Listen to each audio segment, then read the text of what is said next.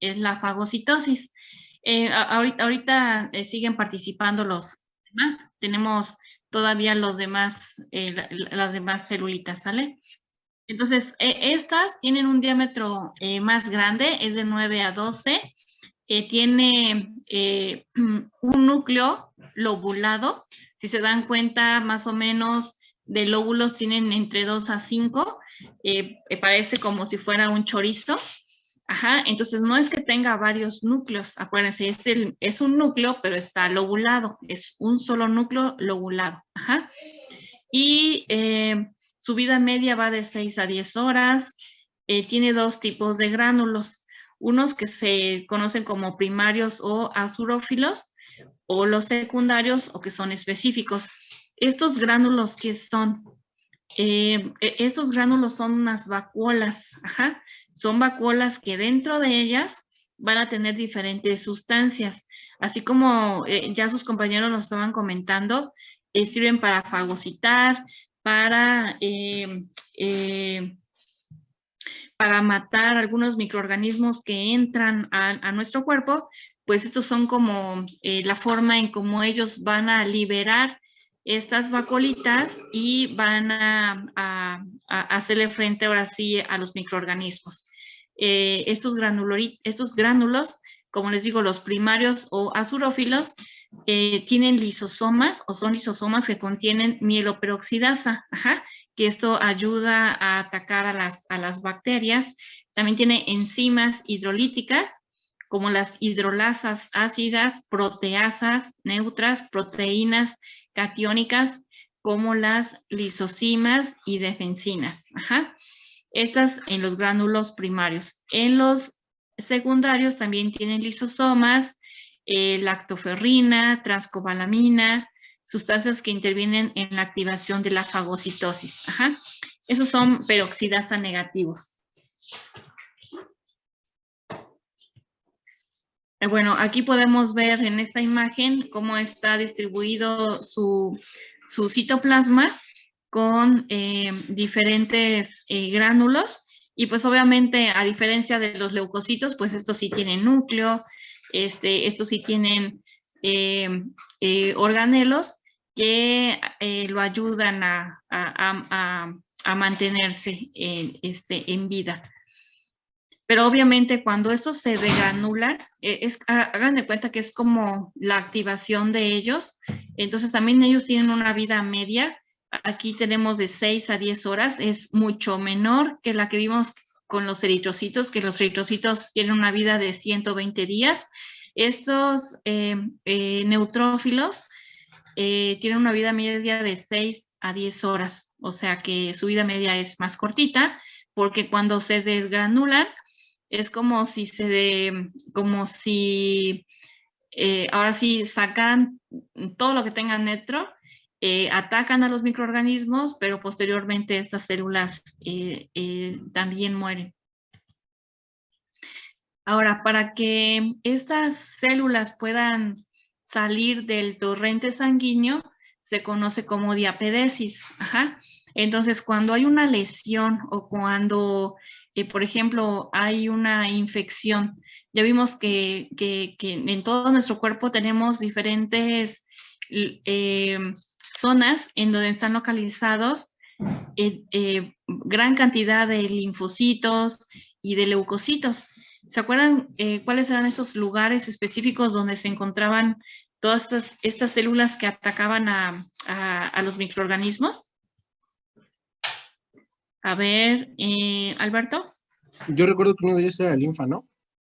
Ajá, bueno, viajan por la linfa, pero estos cúmulos donde se encontraban los leucocitos, ¿cómo se llaman? Que incluso que cuando nos duele la garganta dicen, ay, es que tienes como que hinchada las anginas, pero ¿qué son? A ver, no es que no los veo, no veo 3 participantes, pero ¿me pueden decir quiénes son? Bueno, soy yo, Herrera López. Bueno, según yo son los nodos linfáticos, ¿no? Exactamente, los nódulos linfáticos. Porque ahí dijimos que íbamos a tener los linfocitos que van a estar esperando a que sean activados o que les presenten a ellos el antígeno, para poderlos atacar, ¿no?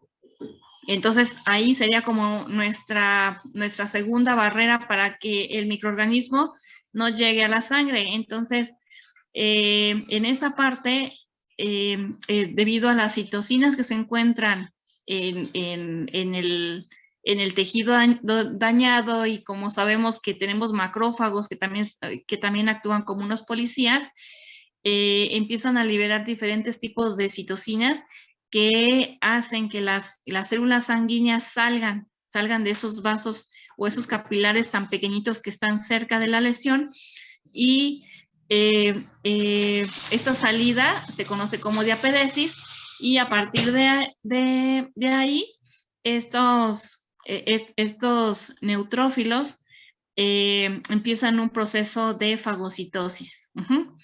Entonces, la diapedesis pues está formada por la adhesión de estas células, la quimiotaxis y la fagocitosis. Entonces, estas células tienen la capacidad de salirse a través de estos poros de los vasos sanguíneos y llegar a los sitios de la lesión.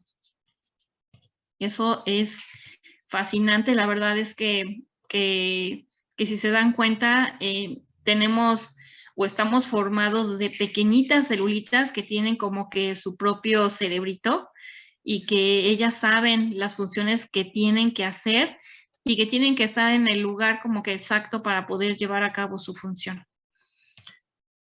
Ahora, tenemos otro tipo de célula que es el eosinófilo. El eosinófilo es casi del mismo tamaño que el neutrófilo. Este es bilobulado. Ahorita con la pandemia, fíjense que estos eosinófilos, en vez de ser bilobulados, por alguna razón empezaron a cambiar su característica en los pacientes que tuvieron COVID grave. Empezaban a ser, tenían más de 2 lóbulos, tenían a veces hasta 4 lóbulos los eosinófilos, y el tamaño también era irregular, era un poquito más grande. Entonces, algo pasaba con los eosinófilos con el COVID. Y bueno, tiene diferentes receptores para el FC, para inmunoglobulinas E y para la histamina. Su vida media es de 13 horas en sangre periférica, y a veces en días en tejidos. También tiene 2 tipos de gránulos. Los primarios, que son los lisosomas, es decir, donde puede lisar a todos los microorganismos, y los secundarios. Y también estas células son importantes cuando hay parásitos. Cuando hay parásitos, estos eosinófilos llegan a los sitios principalmente en el intestino, y arrojan estos gránulos que tienen para poder, pues no destruir al parásito, pero sí hacerlo más sabroso, para que vengan otras células y puedan atacar a estos parásitos.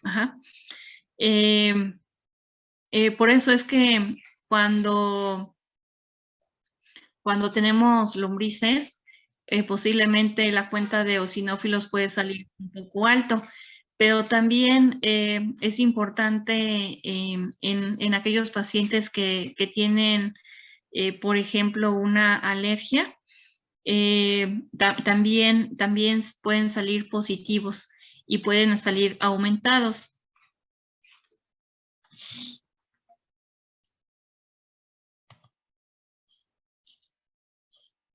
Incluso, bueno, no sé si ustedes han escuchado en el laboratorio, bueno, cuando eran chiquitos, posiblemente si ustedes tenían alguna infección de vías respiratorias, no sé, yo como trabajé en hospital y en laboratorio clínico, a veces nos pedían la prueba de eosinófilos en moco. No sé si alguien escuchó hablar de esto.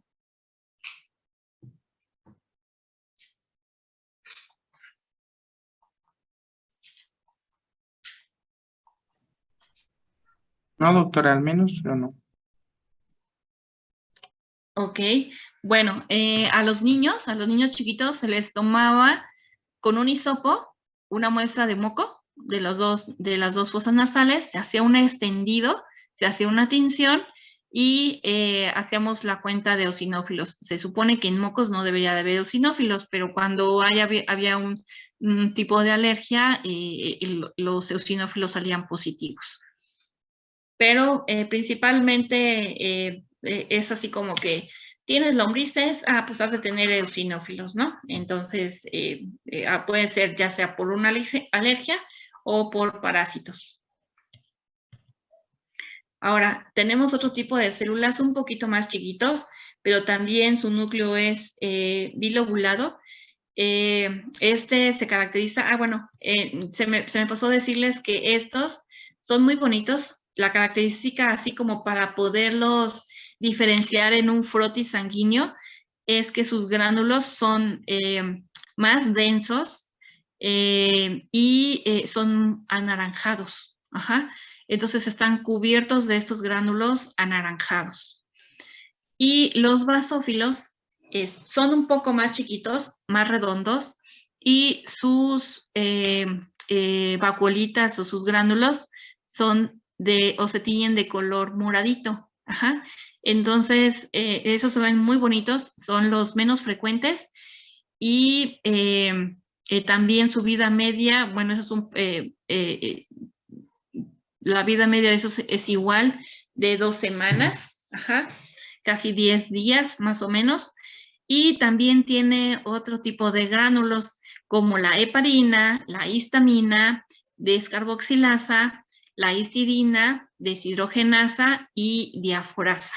Entonces, estos son como que, ¿a qué les suena estos, los basófilos, según los gránulos que tiene? ¿En dónde estarían presentes? A ver, Daniel. ¿En una alergia? Exacto, en una alergia. Ajá, por la histamina, ¿no? Sí. Ok, sí. Así es. Principalmente en las alergias, los basófilos están como presentes, son más activos. Ahora, tenemos a los más grandotes. Alberto, ¿alzaste la mano? Sí, nada más se me olvidó apuntar uno, un gránulo, el último. No sé si puede regresar a la diapositiva, por favor. Sí. ¿Así? Gracias. Listo, muchas gracias. Sí. Ahora, los más grandotes son los monocitos. Ajá. Los monocitos tienen un diámetro de 15 micrómetros. Su núcleo es arriñonado. Ajá, parece un frijolito. Si se dan cuenta, la relación núcleo-citoplasma es 1:1. Son grandes, su núcleo es grande. Sus gránulos son finos. Como les comentaba, parece que no tuviera gránulos, pero sí tiene gránulos. Son muy finitos. Y su vida media en sangre periférica es de 3 días y en tejido meses o años. Ajá. Entonces, los monocitos en sangre periférica, hagan de cuenta que pues andan normal, pero cuando se activan se transforman, ajá, y tienen que salir a los tejidos. Ahí en los tejidos es cuando cambian su morfología y son como los policías. Están viajando por todos los tejidos, dependiendo de dónde se encuentren, va a cambiar su nombre. Si se dan cuenta aquí en la foto, así es como se ven de forma arriñonada. Son de color moradito, pero realmente se distingue muy bien de las demás células por su tamaño. Y bueno, igual que las demás células, su función es la fagocitosis. Miren, aquí podemos ver un macrófago en la parte de arriba. Fíjense cómo es como su morfología, aunque se ve que tiene como pseudópodos, realmente cuando está ya activado como macrófago, esos pseudópodos se ven mucho mayor, o sea, se ven mucho más grande, porque esto le ayuda a este macrófago a deslizarse a través de las paredes de los tejidos. Y obviamente ayuda también a que si hay algún parásito, alguna bacteria o alguna célula que tiene que comerse, esta pueda como abrazarla para podérsela comer. Ajá. Entonces, su tamaño es más grande, aquí como lo dice, aumenta de tamaño, aumenta su capacidad fagocítica, también aumenta el aparato de Golgi, sus lisosomas, aumenta el contenido de enzimas hidrolíticas e incrementa el número de mitocondrias. Entonces, como ya les comenté, dependiendo de dónde se encuentre el macrófago, se va a llamar de forma diferente, aunque es el mismo. Ajá. Por ejemplo, si está en el tejido conectivo, es un histiocito. Si está en vaso, células litorales. En hígado, células de Kupffer. En cerebro, células de microglía. En riñón, células mesangiales. En pulmón, pues macrófagos alveolares. Y pues islas eritroides, pues células NURS. Ajá. Entonces, así como ven en esta imagen del lado izquierdo, así con esas proyecciones, así se ven. Hay una foto, si ustedes entran a lo mejor a los videos de YouTube, pueden ver cómo es que un macrófago extiende esos brazos, esos pseudópodos, y empieza la fagocitosis. Ajá. También recuerden que los eritrocitos, ¿se acuerdan que había una proteína que se encuentra expresada en la membrana, un fosfolípido? ¿Se acuerdan cuál era el fosfolípido que estaba dentro de la membrana, y cuando el eritrocito ya estaba a punto de morir, esta proteína o este fosfolípido se expresaba en la parte de afuera para poder reclutar a las IgGs y que los macrófagos las identificaran? ¿Se acuerdan cuál era esta?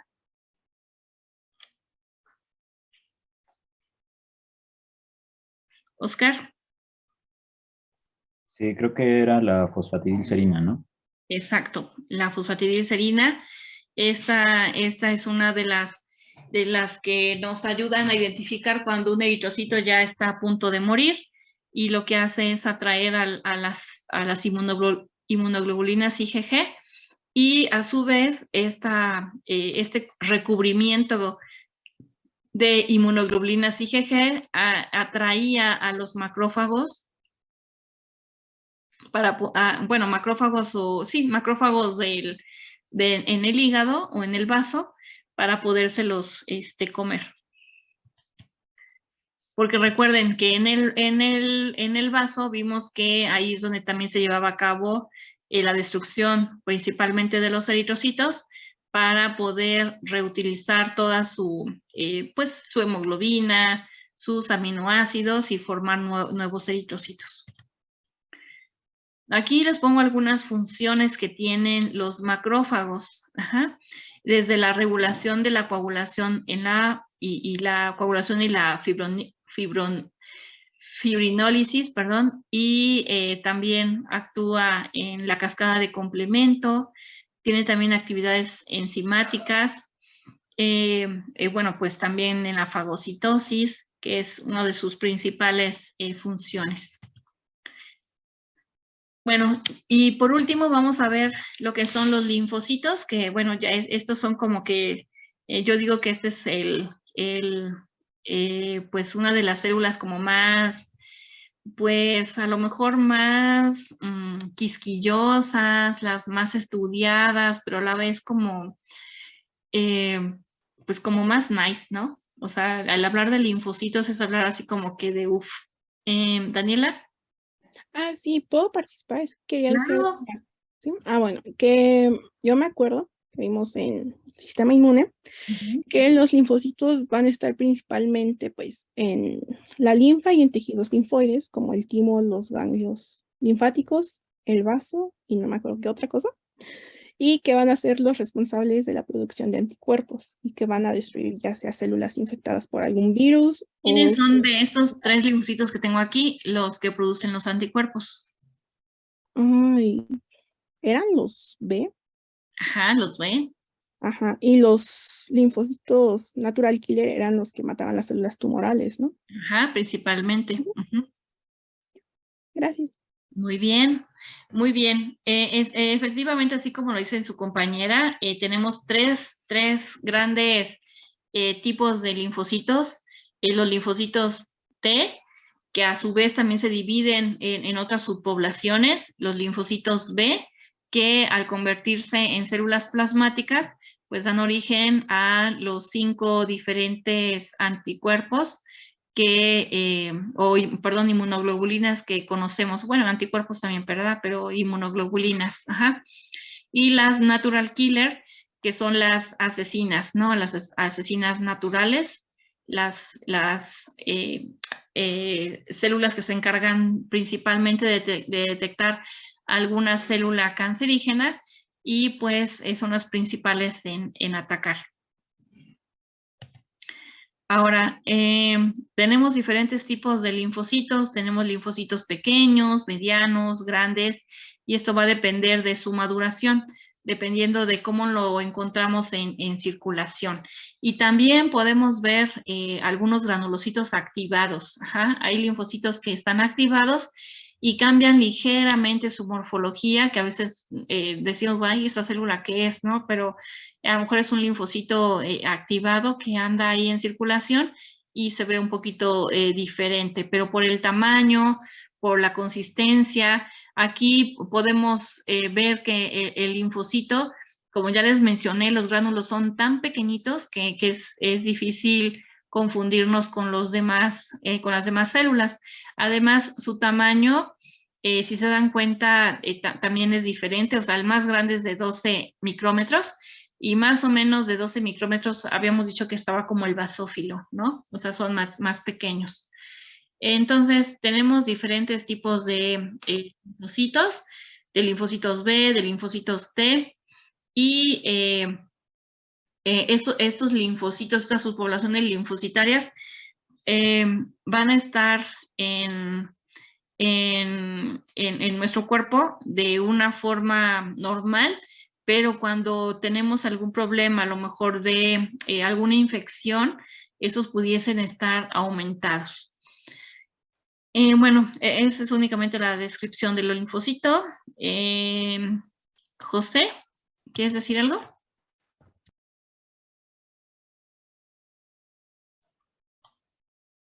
Hola, hola. ¿Alguien más que tiene alzado la manita? ¿Alberto? Yo tengo una pregunta, doctora. Porque, bueno, he visto que en los pacientes con cáncer, o sí, más que, bueno, yo lo he visto con cáncer, ¿no? Que a veces tienen una cantidad más grande de linfocitos. ¿Por qué podría ser?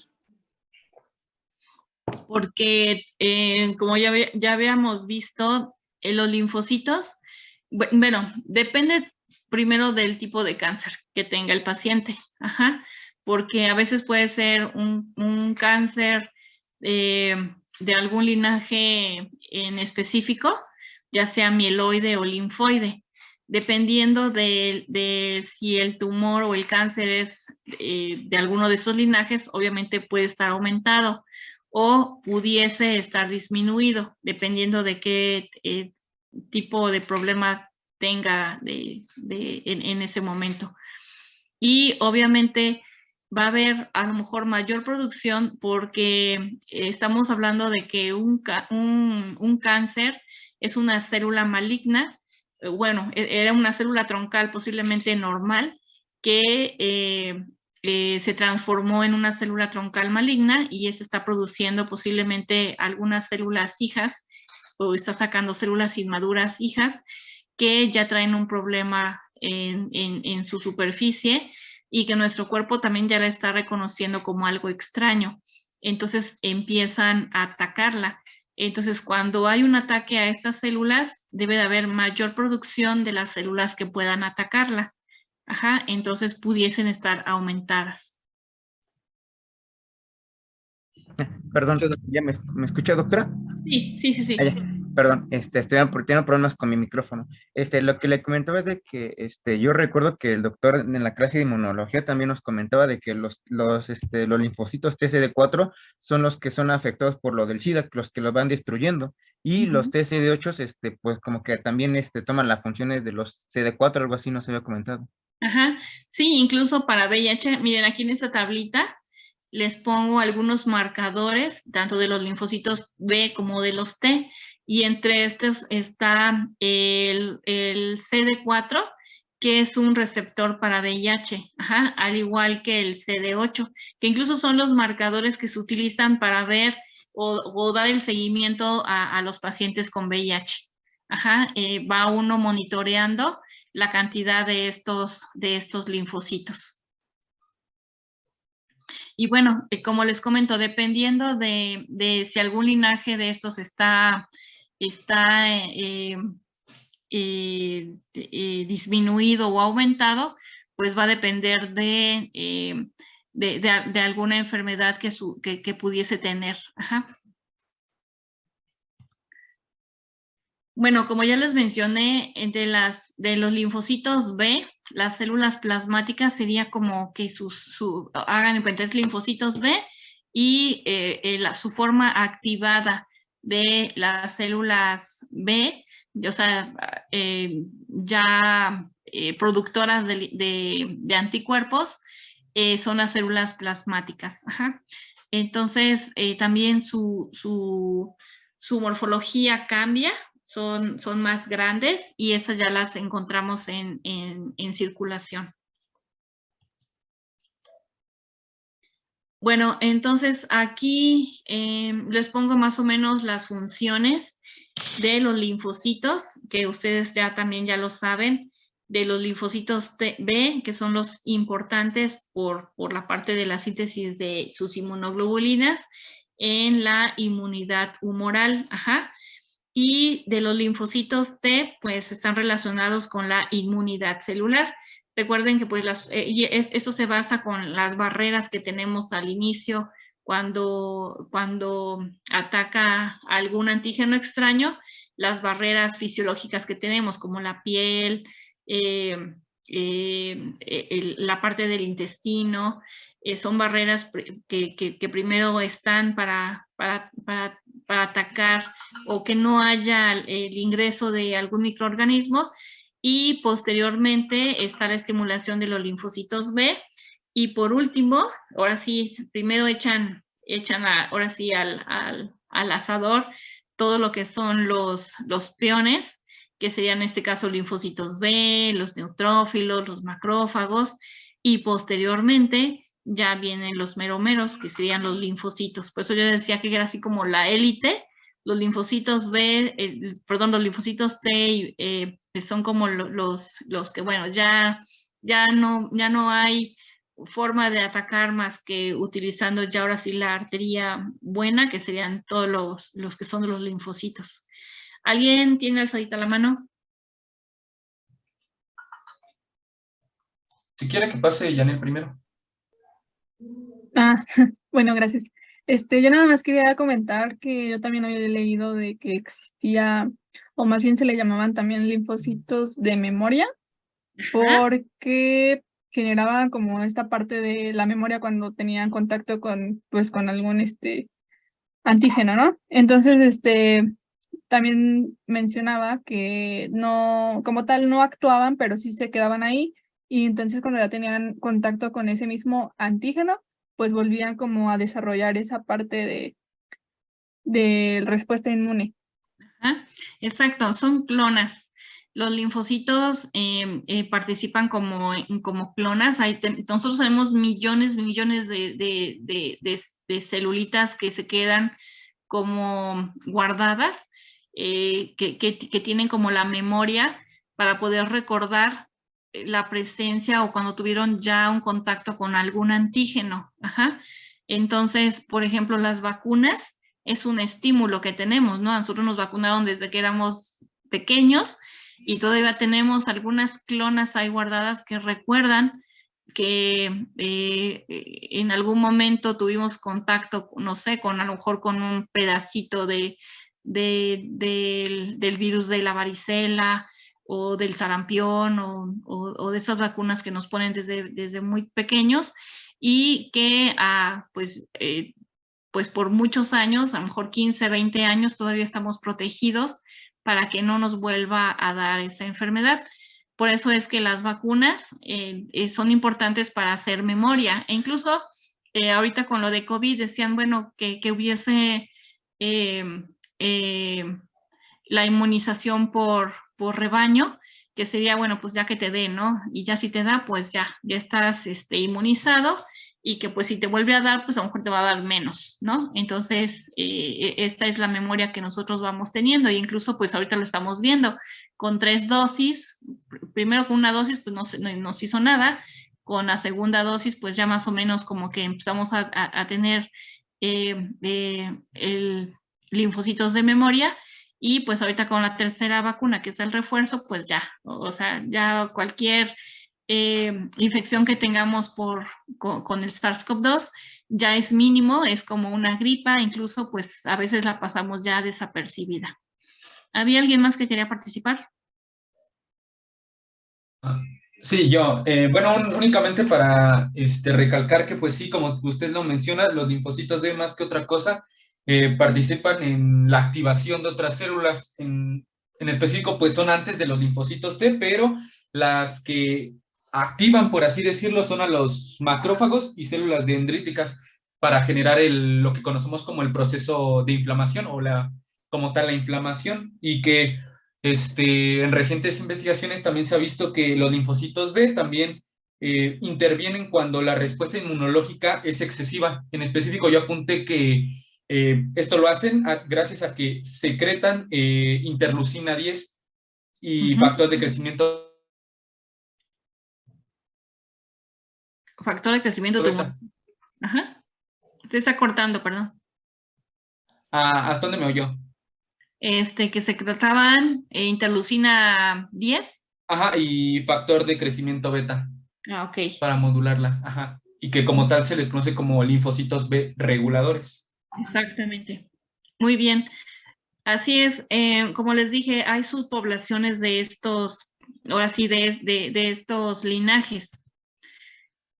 Bueno, tenemos a otro tipo de células, que son las células o son los mastocitos. Estos mastocitos se encuentran en el tejido, pues realmente no sabemos si pertenecen a los linajes de los leucocitos, pero pues ahí se los presento.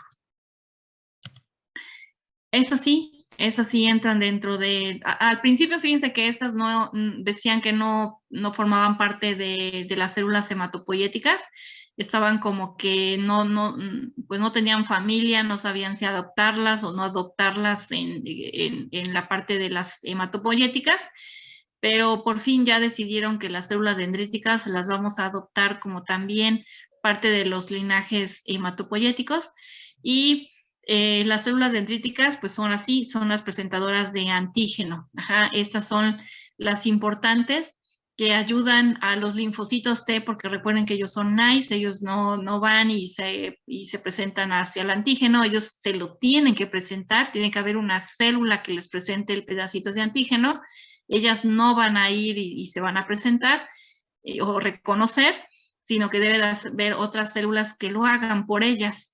Entonces las células dendríticas son, ahora sí, una de sus funciones es presentadoras de antígeno. Ajá.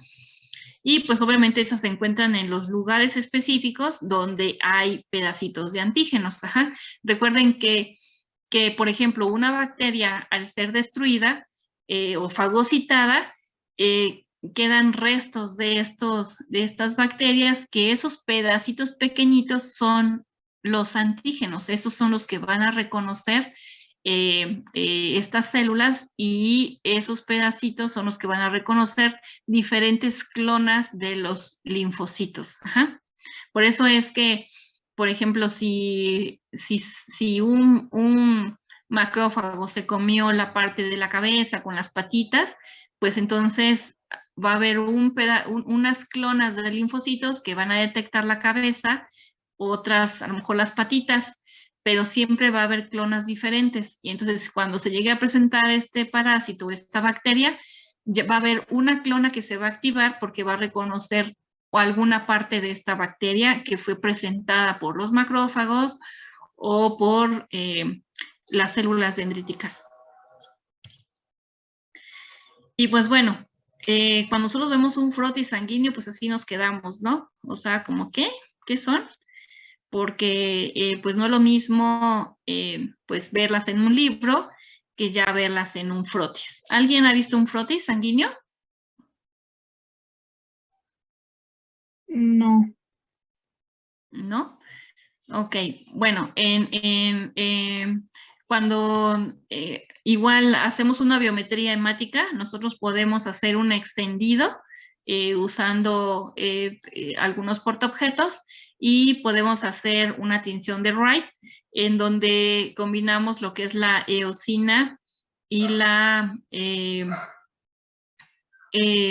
sustancias ácidas con básicas para poder, recuerden que todas las células tienen su parte del núcleo y su parte de citoplasma, que alguna parte es ácida y otra básica, y dependiendo de su concentración de estos ácidos y bases, se va a teñir de diferente forma.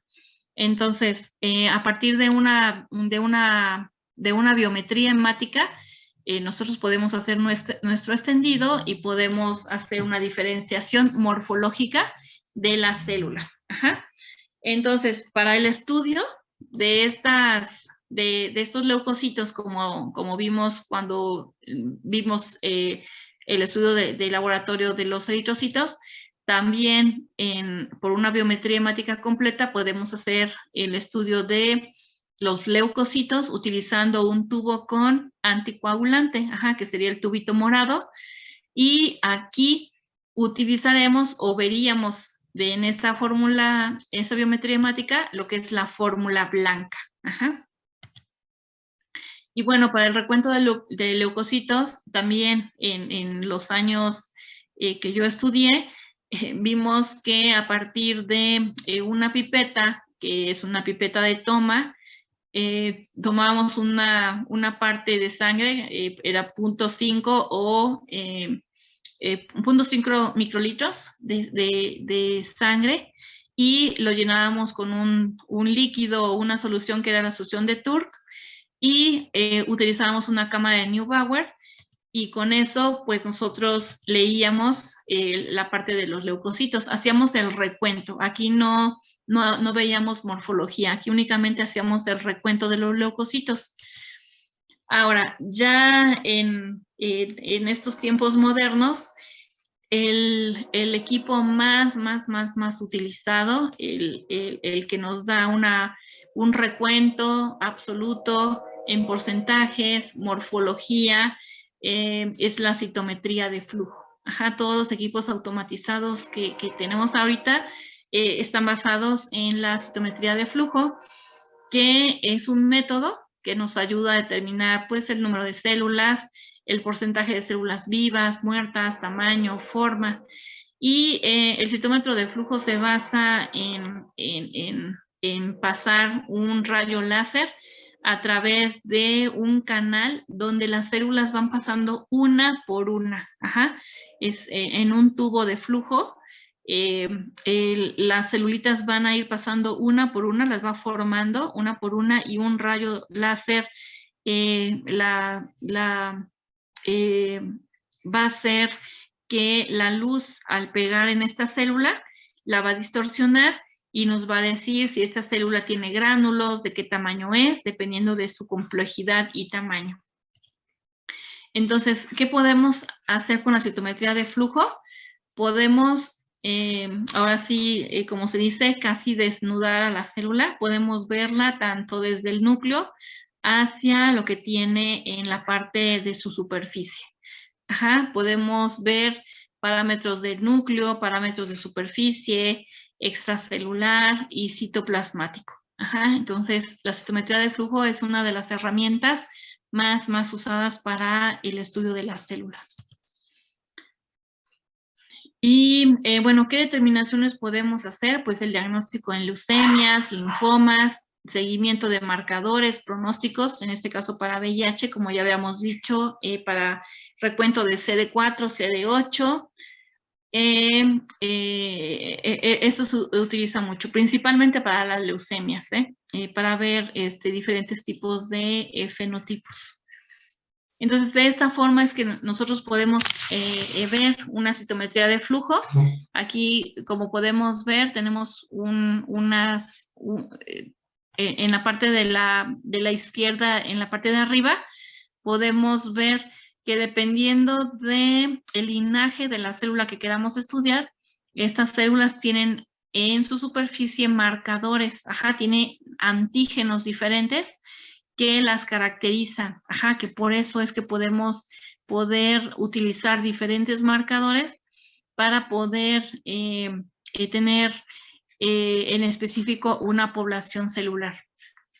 Entonces, esto lo hacemos realizando una tinción en donde podemos marcar una célula con diferente fluorocromo y al hacerlo excitar con una luz, podemos ver los diferentes tamaños o granularidad de las células. Bueno, ya eso yo se los había mostrado, son los valores normales de los leucocitos, dependiendo del recuento y pues del equipo que estemos utilizando. Entonces, si tenemos por arriba de 10.000 o 11.000 leucocitos, se conoce como leucocitosis. Si tenemos por abajo de 4.000 por milímetro cúbico, estamos hablando de una leucopenia. Y bueno, y va a ser igual para lo demás. Si tenemos neutrófilos altos o bajos, ¿cómo sería?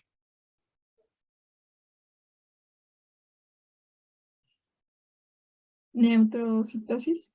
Neutrocitosis y neutropenia, ¿no? A ver, Alberto. No, iba a decir lo de neutropenia, doctora. Ajá. Bueno, sería linfocitosis, linfopenia, ¿no? Bueno, entonces, acuérdense que tosis o citosis significa pues aumento y penia pues disminución. Entonces, ¿en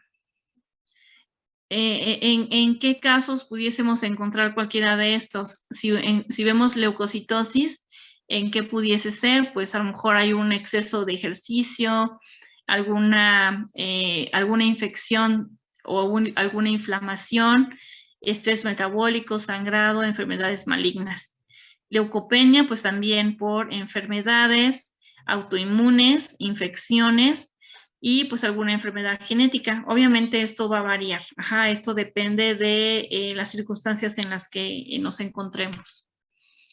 Y bueno, ese es un frotis, así es como se hacen los frotis con una tinción de Wright, utilizando dos portaobjetos, colocando una gotita de sangre y deslizando el portaobjetos.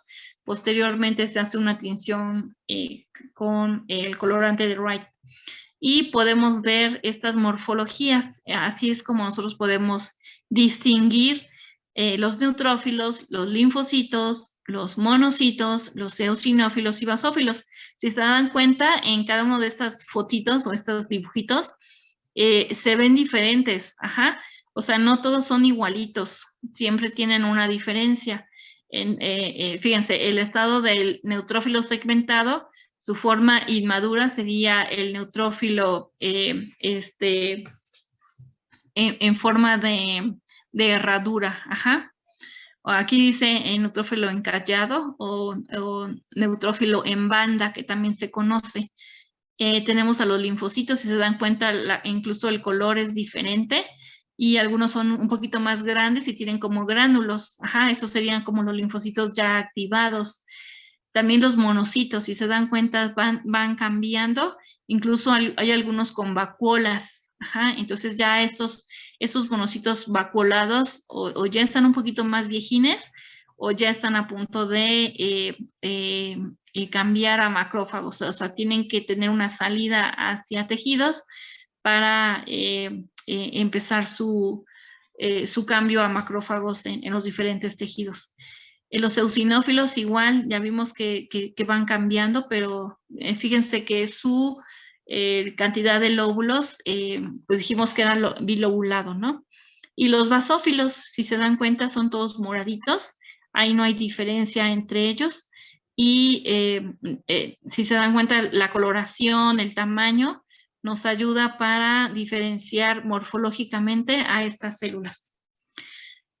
Ahora también hay la valoración de la inmunidad humoral. Ya dijimos que en la inmunidad humoral los involucrados principalmente son los linfocitos B por sus inmunoglobulinas que producen. Ajá, y también por el sistema complemento que está involucrado para la defensa contra microorganismos o toxinas. Entonces, para el estudio de las inmunoglobulinas, o sea, para todas estas inmunoglobulinas que producen los linfocitos B o células plasmáticas, que aquí, fíjense, aquí les estoy poniendo el dibujito de estas inmunoglobulinas. Aquí está la M, recuerden que es la más grandota, que es la que es cuaternaria, y la otra más, bueno, la otra que también es un poco más grande es la A. Lo que es la D, la E, la G son pequeñas. Y su estudio se hace utilizando una electroforesis. Ajá. Es una electroforesis de proteínas. Ahora, también hay otros ensayos que se llaman ELISAs, que son ensayos por inmunoabsorción ligado a enzimas. Estas pruebas se hacen con un espectrofotómetro, donde se incita, se pone en estos pocitos, se pone ya sea el antígeno o el anticuerpo, dependiendo de lo que nosotros queramos estudiar, se marca con otro anticuerpo que al ser excitado, ya sea con una enzima que sería la peroxidasa o la fosfatasa alcalina, estas van a emitir un color y por el espectrofotómetro lo podemos leer, ajá, o detectar. Aquí se hace una gráfica y se va graficando como la intensidad de la coloración. Entonces tenemos diferentes tipos de ELISAs directos, indirectos, ELISA de sándwich o ELISpot.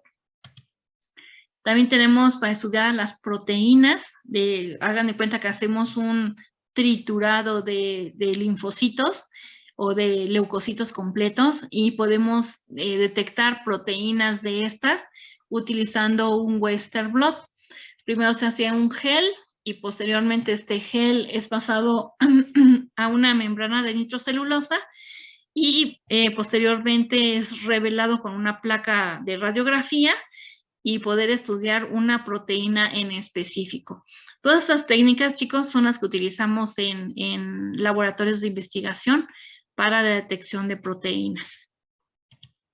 Por si alguien se quiere dedicar a la investigación, esas serían como las técnicas que se van a hacer casi de rutina, o que tendrían que saber. Y bueno, lo del sistema complemento, pues ya saben que el sistema complemento es principalmente como para hacerles destrucción de bacterias, es como una cascada de proteínas que se van activando y que hacen como un hueco a las bacterias o al bicho que ande, que se haya metido y hace como huecos para poderlas destruir. También tenemos pruebas hemolíticas, el CH50, que también es importante para la vía del complemento. Y bueno, otra técnica es la inmunofluorescencia, que también es para utilizar o identificar alguna proteína en particular, en donde también se utilizan anticuerpos específicos marcados, y pues aquí lo vemos por un microscopio de fluorescencia. Eso también son técnicas que se utilizan en investigación. Si queremos en un tejido reconocer algún tipo de proteína o en específico, podemos hacer diferentes cortes y podemos marcar con diferentes coloraciones. Y pues la prueba de intradérmica, que son pruebas que también se utilizan para saber si hay pues una reacción inmunológica cuando se agrega una proteína, en este caso, de la tuberculina. Y bueno, eso sería todo, chicos. No sé si alguien tenga alguna duda al respecto.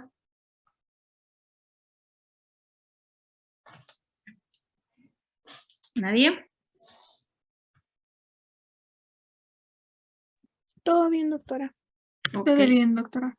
Sí, creo que bueno, entonces me voy a salir de aquí. Entonces, a ver, déjenme ver. Pues bueno, pues bueno, si no tienen alguna otra duda, lo vamos a dejar aquí. Ya vimos lo que es la parte de leucocitos. Y en la siguiente clase creo que vamos a ver los casos clínicos. No sé a qué equipo les toca. Al 3. iría el 3. Bueno, ¿cuántos equipos son, chicos? ¿3? Son... 5. 5. Entonces, no sean malitos. La próxima clase podrían preparar lo que es el equipo 4, no, equipo 3 y 4, por favor. Sí, doctora. Sí, doctora. Sí, doctor. Sí, porque recuerden que vamos a tener un festivo, que creo que es el 21, entonces no vamos a tener una clase. Entonces, para no atrasarnos y que ustedes puedan exponer, preparen el equipo 3, el 4, y empezaríamos ya a ver lo que son plaquetas, ¿sale? Creo que sí, ¿verdad? Nos tocaría plaquetas ya. Entonces, a lo mejor veríamos a ustedes dos y a lo mejor la introducción ya de las plaquetas. Ok, doctora, está bien. Ok. Sí, doctora. Está bien, doctora. Bueno, si no tienen alguna duda, alguna inquietud, no se vayan, nada más déjenme apuntar los nombres de los que participaron para dárselos al doctor. Permítame tantito.